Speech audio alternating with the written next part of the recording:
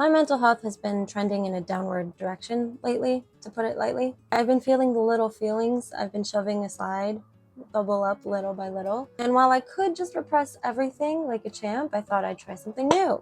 Feel my feelings. For the next 2 weeks, I'm going to be journaling every single day. The goal is to feel something or even just put a name to what I'm feeling so then I can do something about it. You see, I have this fun pattern where I just ignore everything until I hit my emotional ceiling, also known as rock bottom, and then suddenly I'm a dam bursting, flooding paper with feelings that I couldn't put into words for days, months, and honestly sometimes even years. Then I cry, feel slightly better, and then stop journaling, even though it was helping me. And I know it was helping me. Basically, I only journal when I'm in complete emotional turmoil.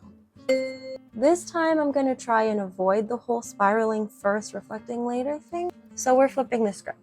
Journaling daily, on purpose, pre-breakdown. Thank you. This is already growth. I've asked my good friend ChatGPT to give me a list of prompts that I can choose from every single day for the next 2 weeks that will hopefully make me more introspective. Here begins my slow descent into more self-awareness and less emotional constipation. Let's journal. Day 1. Vibes are neutral. Emotions are to be determined. I don't know what I want to write about yet, but I am holding a pen, and that's a start. My first journal entry was February 6th, 2017. As you can tell, I've written in this journal a lot. Instead of going with ChatGPT, sorry friend, my first question will be to myself, what am I hoping to gain from this? Should be simple enough. Journaling begins now.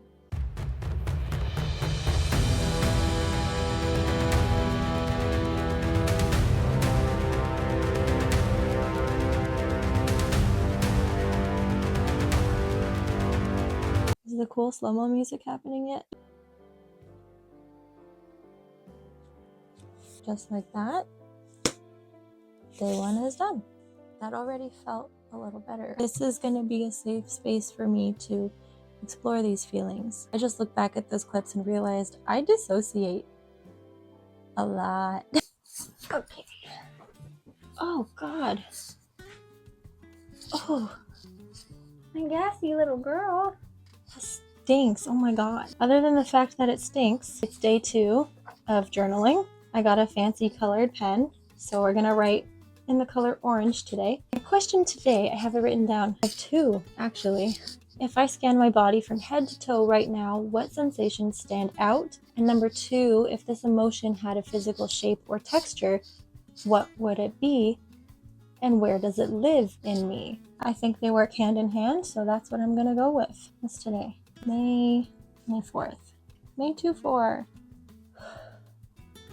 I forgot it stinks. I just took a big whiff of her tooth. Ew. Oh, be serious. Whew.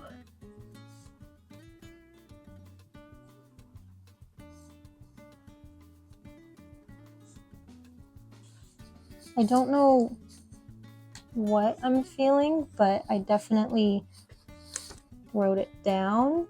We don't necessarily have to have the name today, but this is a good start for sure.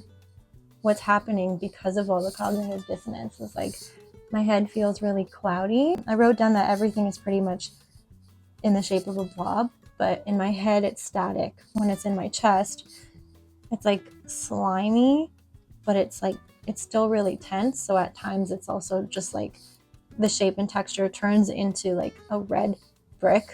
My body tends to keep score more from my chest up. I feel like I can't breathe properly. My shoulders are really tight.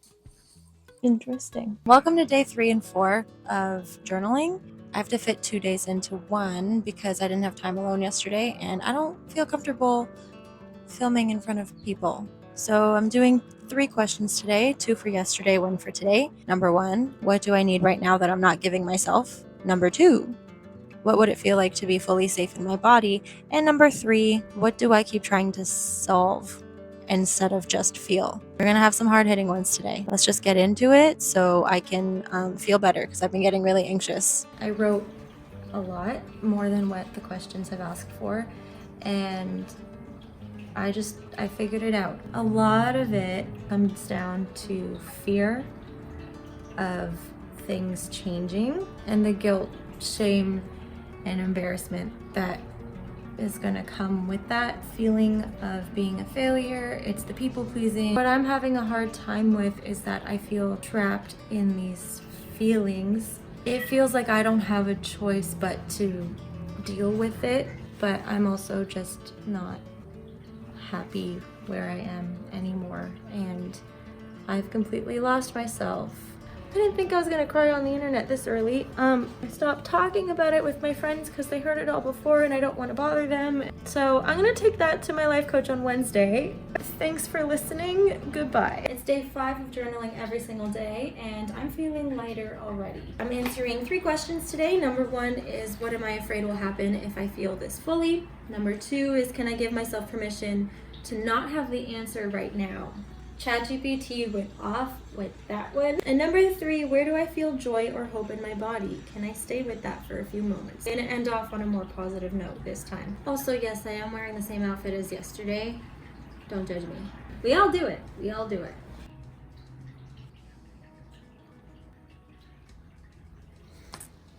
What I wrote about today is that I'm always afraid of making the wrong decisions, and I lack trust within myself. In turn, I lack autonomy. I never feel like I'm in control because of my people-pleasing tendencies. I don't want to rock the boat, but in turn, that means I'm the one in mental turmoil and emotional turmoil, I suppose. I don't want to not be in control, but by feeling like I'm not in control, I am therefore in fact not in control, if that makes sense. It's like a double-edged sword, and it's that longing for community. And so I need to find ways in my local area now on how to find that community. And I think I've really isolated myself from a lot of people. I've isolated myself from myself too. It got to the point where I'm too scared to go for a walk alone, even though my body is craving it. Cool! Feeling better. And you know what? It's sunny outside, and I have no doubt that that's why I'm feeling lighter today too. I got my pen. I have to write it down. I think I'm coming to some little epiphanies or possibilities. It's not all one way. I'm thinking, I have to write this down before I forget. I may be projecting onto others what I'm not giving myself. I've been losing this kind of independence. I don't know who I am, whatever. I've been feeling unhappy. I need to start doing things by myself, for myself. So I'm gonna write this down. Oh yeah, it's day 6, by the way. No ChatGPT question today. Just my own little personal realization after my life coaching appointment. The words are flowing. This is great. Oh, I wasn't even looking at the camera this whole time. Sorry, it's on the front facing view this time because I was on FaceTime and I just got used to it. Okay, bye. It is officially day 7, aka the end of week 1.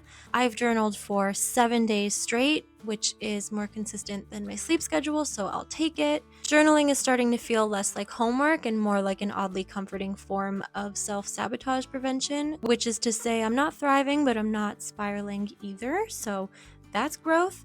And a wonderful start, I'd say. I also chose a new pen color. I thought it would reflect the end of the week very nicely. I chose purple. Before we descend into week 2, these are the questions that I have for myself today. Number 1 is, what emotions showed up this week? Did I let them in, or did I try to shove them out? Number 2 is, what did I need this week that I didn't know how to ask for? And number 3, when did I feel most like myself and least like myself? Let's dive in. Okay, we survived week 1. This is not straight. We survived week 1 of emotional excavation. Let's see what week 2 has in store. Probably more feelings, and definitely more pen colors. So that'll be fun. That's my favorite part, I think. I love gel pens. It's officially week 2. I missed the first day, which is day 8, yesterday because I didn't have time to myself at all. I was busy from the moment I woke up to the moment I went to bed. And so today, on day 9, I finally have time to just sit and be with myself. I'm going to be answering 2 questions for today, one for yesterday and then one for today. Number 1 is, what emotion do I want to feel more of? How can I let it in? And number 2 for today is there anything specific you want to get off your chest? I'm just going to get right into it, and then that'll be that.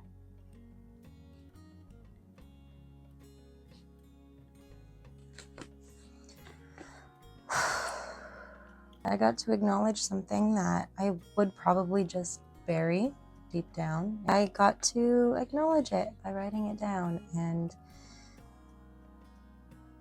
feel it out. How do I feel about it? I wouldn't have normally done that if I didn't write it down. I'm really enjoying this. I have once again missed a day. It's kind of turning into an every other day thing. So yesterday was day 10, today's day 11.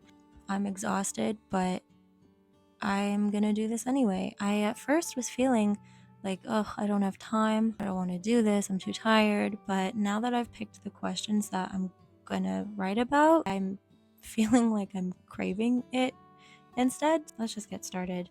For day 10, I'm answering 2 questions per day. Number 1, if my feelings had a playlist today, what songs would be on it? And number 2, what parts of my body feel like they're holding on to something old? For today, day 11, I chose, what would I say to a friend who is feeling what I'm feeling right now? And number 4 is just anything else I'd like to get off my chest. I've been feeling like I don't want to answer as many questions lately. I'm finding that I just want to talk about my day. So I think it's becoming more natural for me just to want to journal. I can't see this being an everyday thing, maybe every other day, every couple days, even weekly. Every day is kind of a lot when you're really busy. So yeah, let's just get into it. Where did my pen go? There it is. I'm using green today. I finished my journal for the day, and listen, I'm gonna be a music therapist, so I know the power of music. Making my own playlist to portray what I'm feeling just hit me really hard. I wrote that I'm at this moment in my life where I feel like I'm on the edge of a cliff, and I'm just dangling one foot into the open air, and it feels like there's just something or someone that's gonna come sneaking up behind me and just push. I don't want to overshare too much, but this one particular thing has been eating at me, and just every once in a while it just really hits. So that's day 10 and 11. I look forward to day 12, I think. I don't know. I don't like feeling things. This is really hard. Welcome to day 12. Yesterday I cried. It wasn't very aesthetic. It was more of a did I just open up a core wound kind of cry. So that was fun. Today I'm emotionally hungover. I actually feel very far from it. Like it didn't even happen. But that's what happens during late night thinking, I guess. I'm still here, still journaling. I'm noticing how when I kind of skip a day of journaling, I get overwhelmed. So I think I was just feeling a lot over the last couple of days and didn't get to kind of process it over as it was happening. So I ended up getting really overwhelmed, and there was a little bit of clarity, like the haziness of the sky kind of cleared up, and then there was a little sunbeam coming out. I'm feeling overwhelmed when I don't get to journal and get to kind of have a moment to myself, and I think that says a lot about what I need from myself.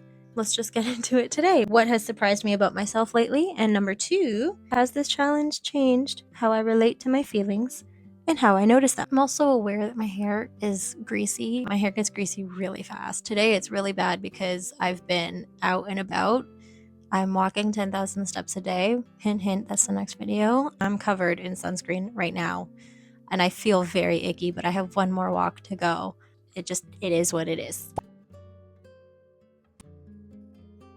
I feel like I can talk about these questions without oversharing too much. So for my first question, what has surprised me about myself lately? I wrote that my world has not collapsed because of my feelings and thoughts. Life moves on and I'm still okay. Number 2, has this challenge changed how I relate to my feelings and how I notice them? And I said, yes, absolutely. This is like an escape for these thoughts. Instead of ruminating and having these thoughts and insecurities just bounce around in my head, I get to write them down and then let them go. And that's it for today. Hello.